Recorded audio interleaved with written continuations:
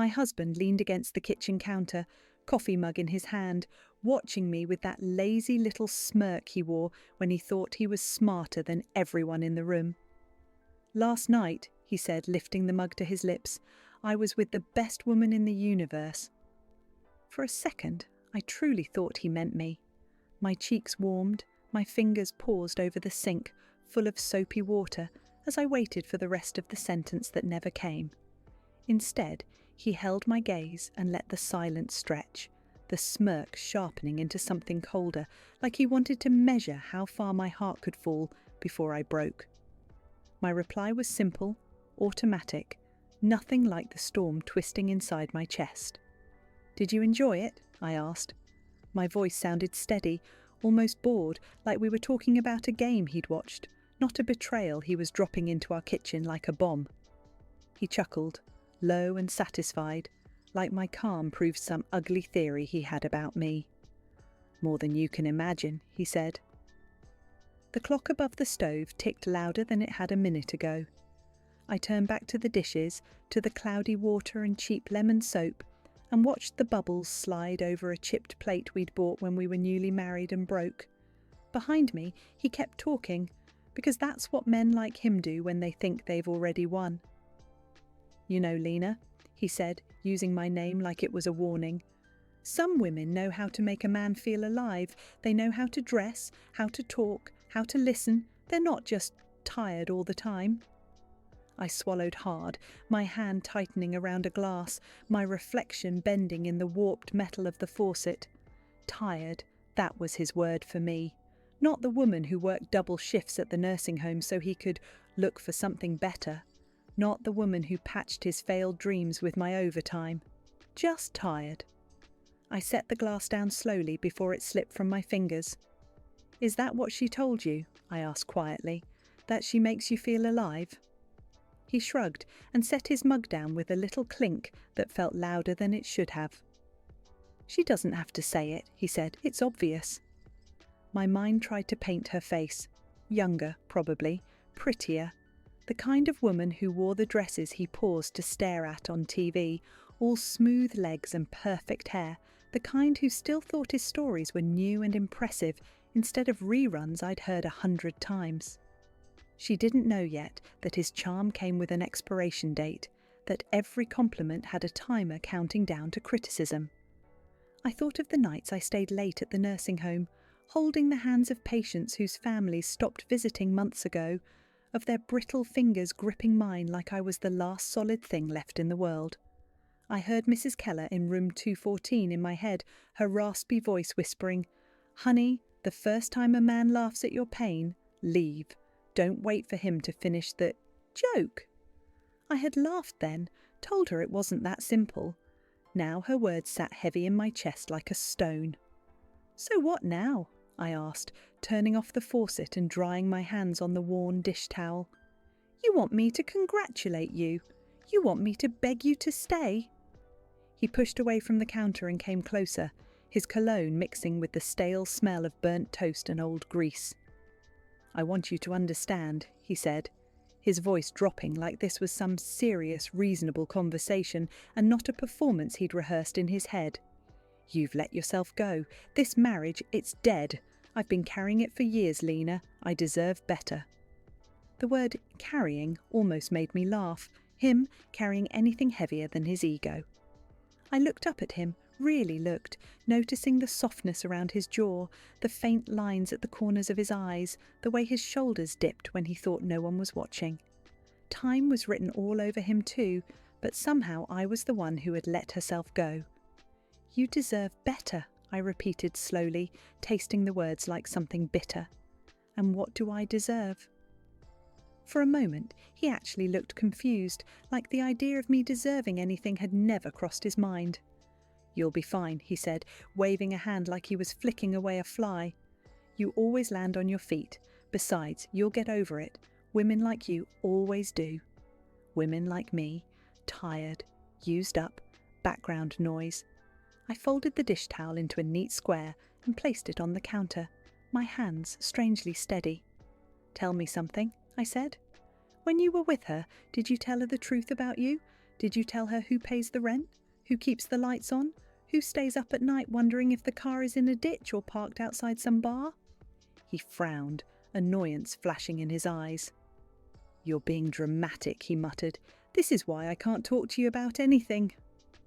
A quiet calm settled over me then, like I'd stepped out of my own body and was watching this play out from the ceiling. His words no longer crawled under my skin the way they used to. They bounced off something new and hard that I hadn't felt in myself for a long time. "You're right about one thing," I said finally. "This marriage is dead." I moved past him into the hallway, my footsteps soft on the peeling linoleum. "But don't worry," I added over my shoulder, "you won't be the one carrying it anymore."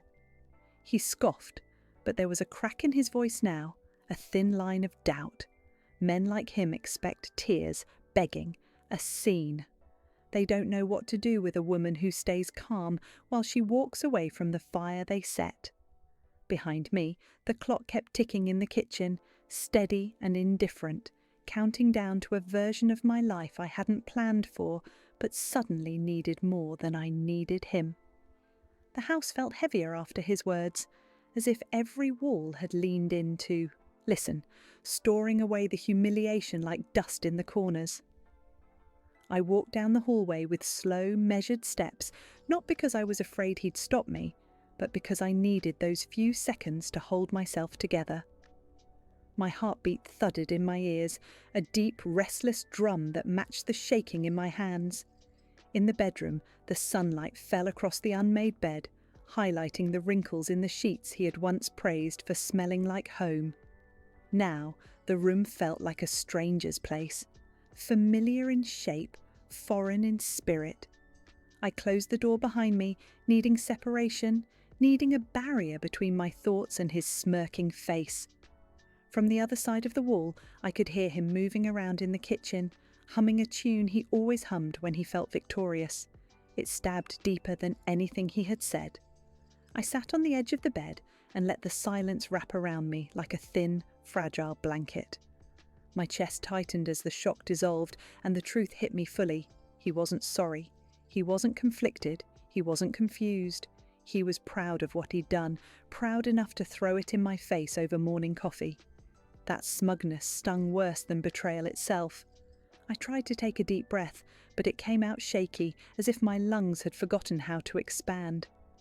My hands pressed into the mattress beside me, gripping the fabric until my fingers hurt, grounding myself against the roar of thoughts swirling in my head. How long had he been seeing her? How many nights had he told me he was working late while she was laughing at his half-true stories and falling for his practiced charm? I pictured them together, her fingertips tracing the tattoo on his shoulder, the one I had encouraged him to get when he was still dreaming big. A woman who hadn't seen him broke and crying. A woman who hadn't held him after job rejections. A woman who hadn't watched him punch the steering wheel in frustration or sleep through the alarm because he couldn't face another failure. She only knew the edited version of him, the version he wished he was. I exhaled slowly, feeling the burn in the back of my throat. He always chased things that made him feel bigger, stronger, wanted. I used to think I was one of those things. Maybe that was my first and biggest mistake.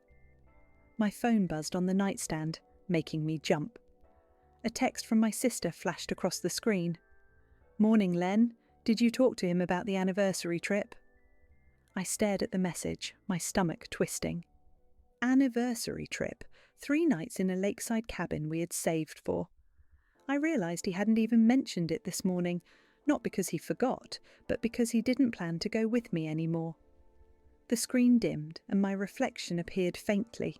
Tired eyes, messy hair, the outline of a woman who had spent years bending until she finally snapped. I set the phone down face first and let out a breath I'd been holding since the kitchen. For a moment I wanted to scream, to throw something, to break the lamp or rip the sheets or punch the wall. Anything to release the pressure building inside me. But no sound came out. I had spent so many years holding things in that silence became my default language. A soft knock came at the bedroom door, followed by his voice, all fake sweetness and smug confidence. "Lena, you done sulking?"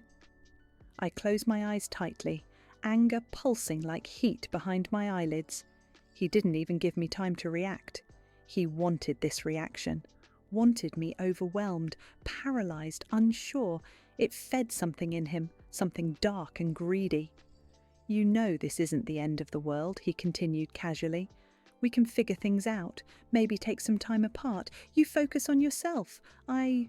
Explore my options." Explore my options. The words hit like a slap.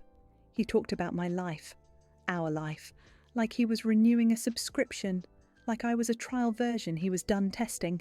I forced my voice out, steady and cold. "I'm not talking right now." "Suit yourself," he said, his tone shifting to careless amusement. "Just don't make this uglier than it needs to be." The audacity made my hands shake again. I waited until his footsteps faded before I stood and walked to the closet. I pulled open the door slowly, staring at the row of clothes hanging neatly inside. Dresses I hadn't worn in months. Shirts he had once complimented, but later told me were too plain. A pair of heels I bought with the hope we'd start going out again. My fingers slid along each hanger, pausing on the soft fabric of a navy blue dress he claimed made me look older. I used to shove it to the back, embarrassed. Now I pulled it forward, letting it catch the light. I whispered something I hadn't allowed myself to think for years. What if I'm not the problem? The question felt dangerous, rebellious, like a match being dragged across sandpaper. I stood there for a long moment, listening to the quiet rumble of my own awakening. Then something inside me shifted. A tiny, barely noticeable click, like the first gear turning after years of being stuck.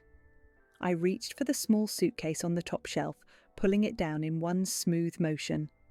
Dust puffed into the air as it hit the bed. Not because I planned to run, not yet, but because packing was the first thing I could control today, and I desperately needed to feel in control of something. I unzipped it and began folding clothes with mechanical precision, choosing only the necessities: jeans, t-shirts, underwear, the navy blue dress.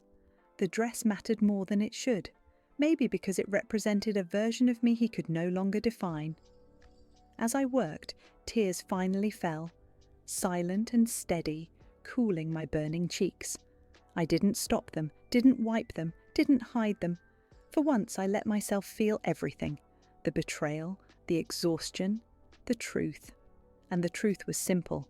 I was done shrinking myself to fit inside a life that kept cutting me open. One fold, then another, and another, until the suitcase began to fill, until the weight inside it felt like the first real step toward freedom. For the first time in years, I felt the faintest spark of something I had almost forgotten: myself. The suitcase sat open on the bed like a quiet secret, its empty half waiting for a decision I still wasn't brave enough to say out loud. I stood there staring at it, my hands trembling slightly as if the weight of everything piled inside me was finally pushing its way out. From the hallway came the sound of him pacing, his footsteps uneven and impatient, the rhythm of a man who wanted control back but didn't know how to reach it without raising his voice. I listened to those footsteps the way someone listens to thunder, measuring distance, preparing for impact. I could tell by the sharp tap of his heels that he was getting irritated, maybe even nervous.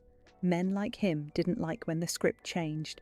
They didn't like silence unless they were the ones who caused it. I forced myself to look away from the door and focus on breathing, on the way my chest rose and fell like a fragile tide. The scent of clean laundry lingered in the room, mixing with the colder smell of dust that rose from the suitcase. A strange mix, freshness and neglect, kind of like our marriage. My fingers drifted across the clothes I'd already folded. It didn't feel like running away. It felt like reclaiming something. A sharp knock rattled the door. "Lena?" he called, voice tight. "What the hell are you doing in there?" I swallowed hard. "Thinking," I said softly. "About what?" He shot back immediately, irritation dripping from every word. About us. He laughed, a short, humourless sound that twisted something inside me. There's nothing to think about. I told you the truth. You should appreciate that. Appreciate. Betrayal delivered with a smirk. Cruelty disguised as honesty. And I was supposed to appreciate it. My grip tightened on the doorknob, but I didn't open it. He exhaled loudly on the other side. Look, you're overreacting. I didn't come in here to break your heart. I'm just trying to move forward, and maybe you should too. The words dug deep, but beneath the sting, something else was growing. Resolve, sharper than anger, stronger than heartbreak. I opened the door slowly, letting the hallway light spill in. He stood there, arms crossed, jaw tight, eyes flicking from my face to the suitcase on the bed. Are you kidding me? He said, stepping inside without waiting for permission. You're packing? For what? For space, I replied quietly. For clarity. For me. He scoffed and shook his head like I was a child throwing a tantrum.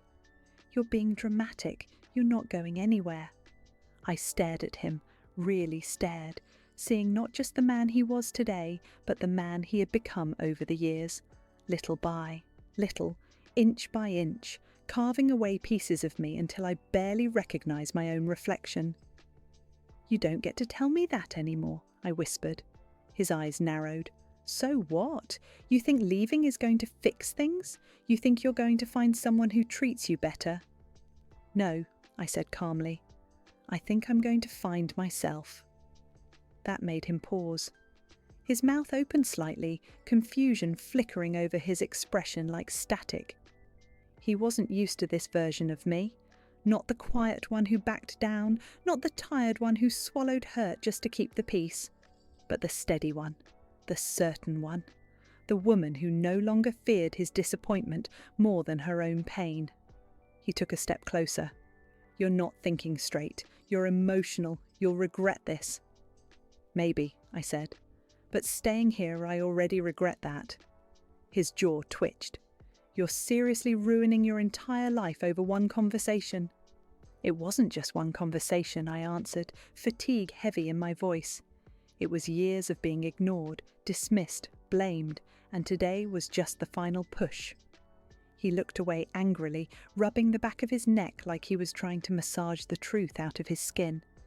I watched him struggle to form a response, and for the first time I didn't feel guilt for his discomfort. So, what then? He muttered finally. You leave and what? Start over like nothing happened? No, I said. I leave and finally face what happened.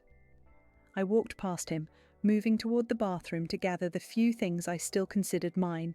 My skincare bottles, my small makeup bag, the perfume I stopped wearing because he once said it smelled too sweet.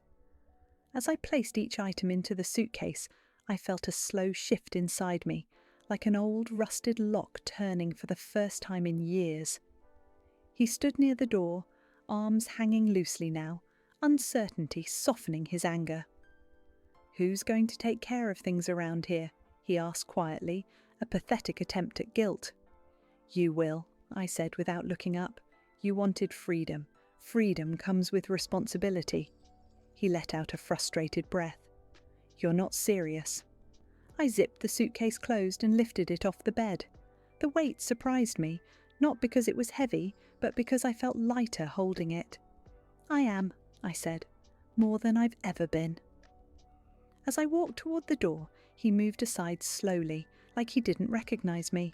Maybe he didn't. Maybe he never knew me at all. I stepped into the hallway, suitcase wheels humming softly against the worn floor. Where will you go? He asked, his voice suddenly small. Somewhere I can breathe, I said.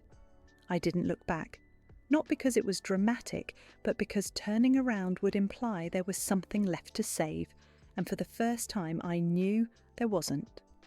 I walked toward the front door, the morning light spilling through the windows like a path leading me someplace new. My heart ached, but beneath the ache was something steady and undeniable. Hope, small and trembling, but alive, and I followed it.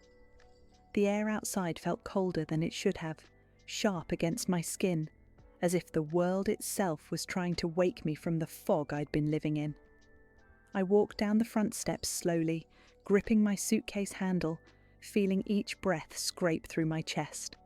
Behind me, the door creaked open, and I heard him call my name, not loudly, not angrily, but with a strange uncertainty that didn't belong to the man who'd mocked me hours earlier. "Lena, wait." I didn't turn around. I just kept walking down the cracked sidewalk lined with weeds, each step pulling me farther from the life that had drained me piece by piece. His footsteps followed, faster, uneven. "Where the hell are you even going?" he demanded. But beneath the anger was something else. Fear, maybe, or the panic of losing control. I didn't trust myself to answer, so I kept moving. He reached me near the end of the driveway, grabbing my arm just tight enough to stop me, but not tight enough to leave a mark. "You can't just walk out," he said, his voice shaking slightly. "We need to talk." I looked at his hand on my arm, then up into his eyes, the same eyes that once softened when he looked at me, that once lit up when I walked into a room. Now they were clouded with confusion, irritation, and something like desperation. "Talking is what got us here," I said quietly. "Or your version of talking." He let go, running his hand through his hair, like he was trying to reset himself. "You're throwing everything away," he muttered, overreacting, blowing things out of proportion. "Stop," I said sharply. The word came out stronger than I expected, almost like it belonged to a different version of me. He blinked, thrown off. "Don't tell me how I feel," I added. "Not anymore." He opened his mouth, but for once he didn't have a comeback ready. I stepped away from him and started walking again, but he followed, stubbornly trailing after me as if refusing to let the scene end. "You think you can just leave and what?" he demanded. "Start over? With who? Doing what?" The cruelty returned like a reflex. He always went for the wound when he felt powerless.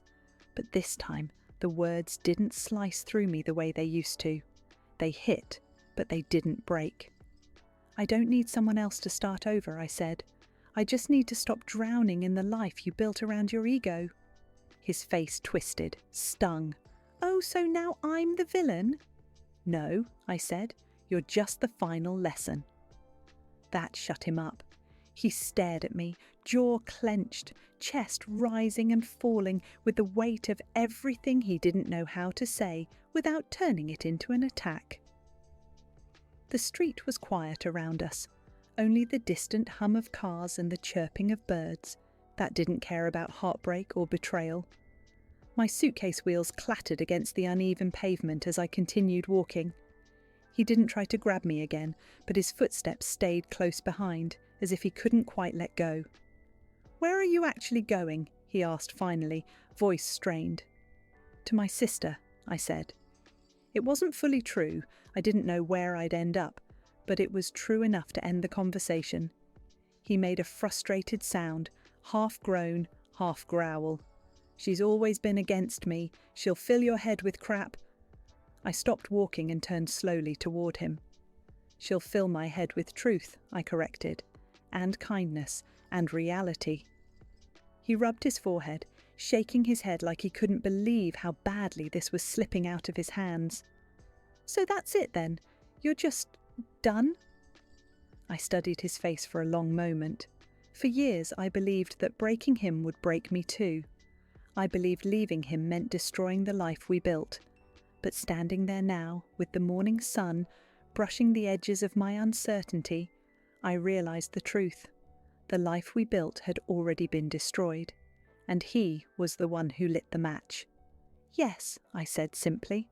The word hung between us like a final breath. He let out a shaky laugh, not from humour, but disbelief. "You think you're strong enough for this?" "I think I'm finally strong enough to stop pretending I'm not." His eyes flickered, and for the first time in a long time, I saw something like vulnerability break through his mask.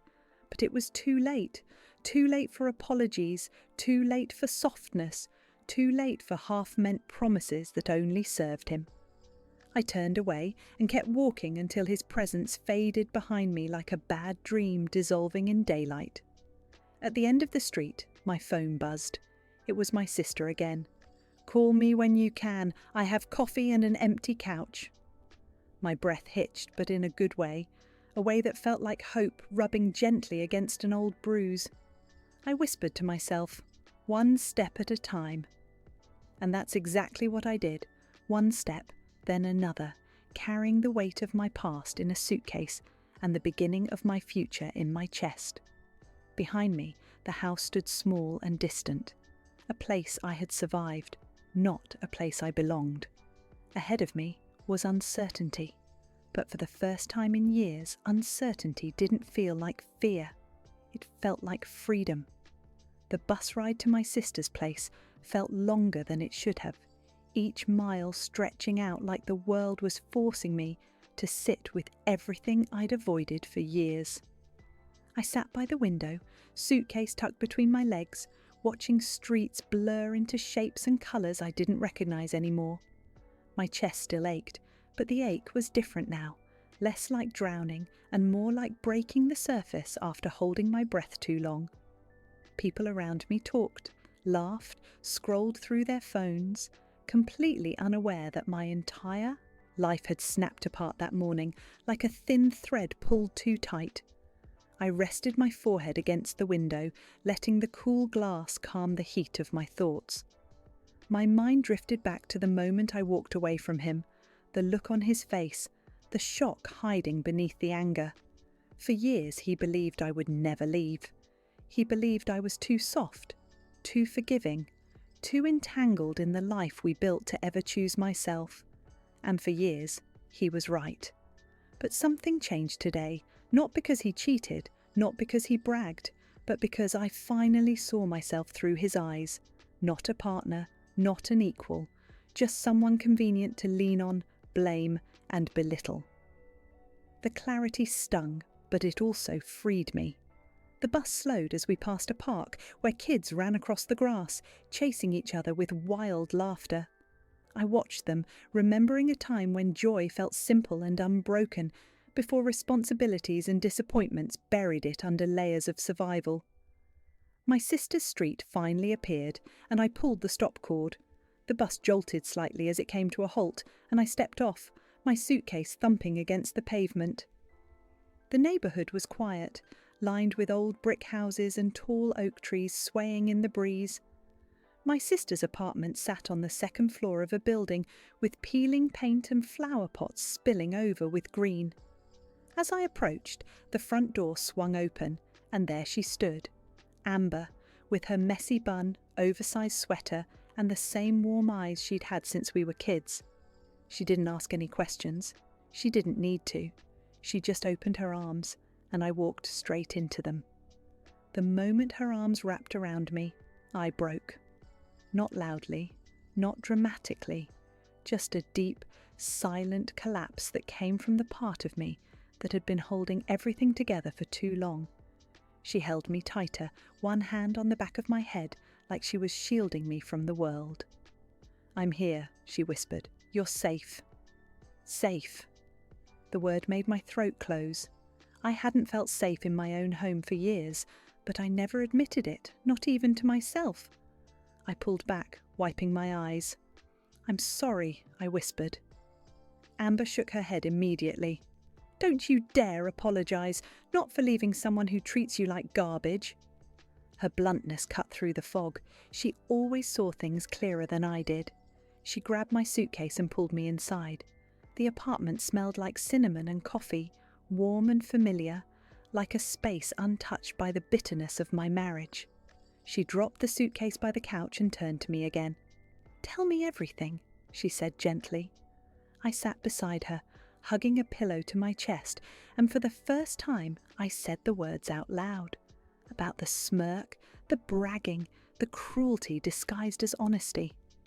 With each detail, Amber's expression hardened, her jaw tightening, her eyes narrowing in protective anger.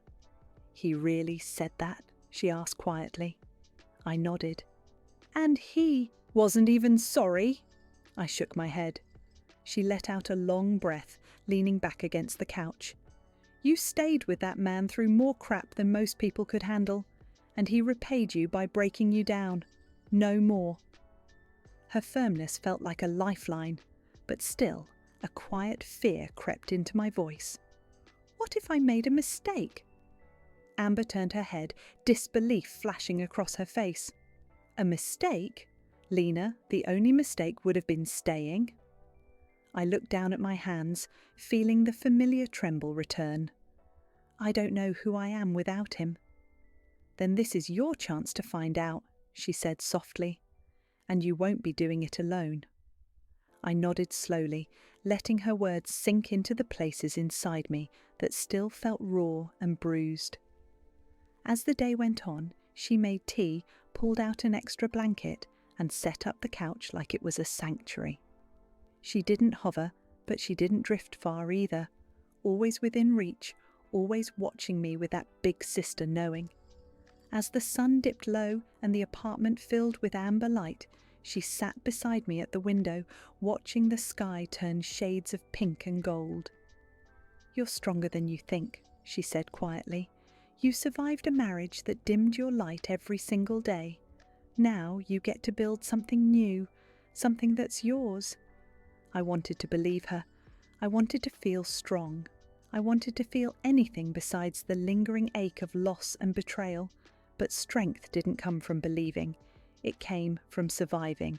And I had survived more than I ever gave myself credit for. That night, lying on her couch under a soft blanket, listening to the muffled sounds of life outside, I finally let myself breathe. Not the shallow, careful breaths I'd taken for years, but deep, steady breaths that filled my lungs with something I hadn't felt in a long time: possibility. The road ahead was uncertain, messy, frightening, but it was mine. For the first time in years, I wasn't afraid of what came next. The next morning, sunlight spilled through the thin curtains, warm and gentle, nothing like the harsh beams that used to pull me from sleep back in that house where tension lived in every corner. I opened my eyes slowly, my body sore from the emotional exhaustion, but my mind clearer than it had been in years.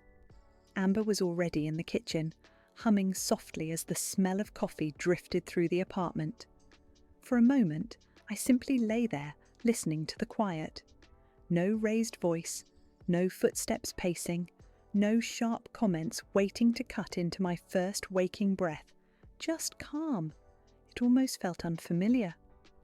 When I finally sat up, Amber turned around, smiling in that soft way she reserved for moments when she didn't want to overwhelm me. "There's coffee," she said, "and a muffin. I didn't bake it, so it'll actually taste good." A tiny laugh escaped me before I could stop it. She grinned wider, as if that sound alone confirmed she'd done something right. I dragged the blanket around my shoulders and shuffled to the counter. The mug she handed me was warm and steady in my hands, grounding me. We didn't talk at first. She didn't push. She let me exist in silence until I was ready to speak. "He'll probably call today," I murmured finally. Amber didn't pretend to misunderstand. "Let it ring." I looked down into my coffee. "He'll twist the story. He'll blame me. He'll say he was joking or exaggerating. And none of that is your problem anymore." Her certainty shook something loose inside me. I sipped the coffee slowly, letting the warmth coat the numb places in my chest. "What if he shows up here?" Amber shrugged. "Then I'll tell him to leave, or I'll call the cops. Either way, you're not opening that door." I nodded, grateful for her strength when mine still felt shaky. After breakfast, she went to work, leaving me with a spare key and a note on the fridge that read, "You are safe here, and you are loved." I traced the words with my fingertips, feeling them settle into the hollow spaces left behind by years of being told I wasn't enough. Alone in the quiet apartment, the reality of everything hit me again. The betrayal, the humiliation, the years I'd wasted trying to fix something that was never mine to repair. I paced the small living room, my thoughts swirling like leaves caught in a restless wind. I picked up my phone and stared at the black screen. No missed calls, no texts. Somehow, that hurt more than if he'd called non-stop. It confirmed what Amber had been saying for years. I had always cared more. I pressed the power button, then set the phone face down. Not today. I wasn't ready to let his voice infect this new beginning. Instead, I stepped outside onto the small balcony. From up there, I could see the town stretching out in quiet lines, the park in the distance, the bakery on the corner, the old bookstore with dusty windows. Life kept going, indifferent to my heartbreak, uninterested in the destruction of my marriage. And strangely, that made me feel less alone.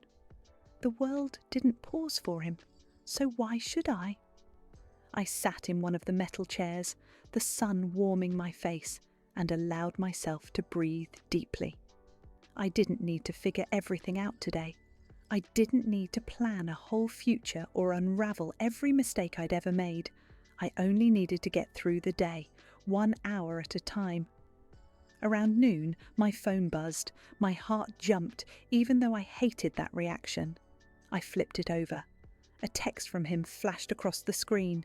We need to talk. No apology, no acknowledgement of his cruelty, just a command wrapped in concern. My stomach twisted. For a moment, patterns pulled me back, the instinct to explain myself, to soften the blow, to keep the peace even when it shattered me.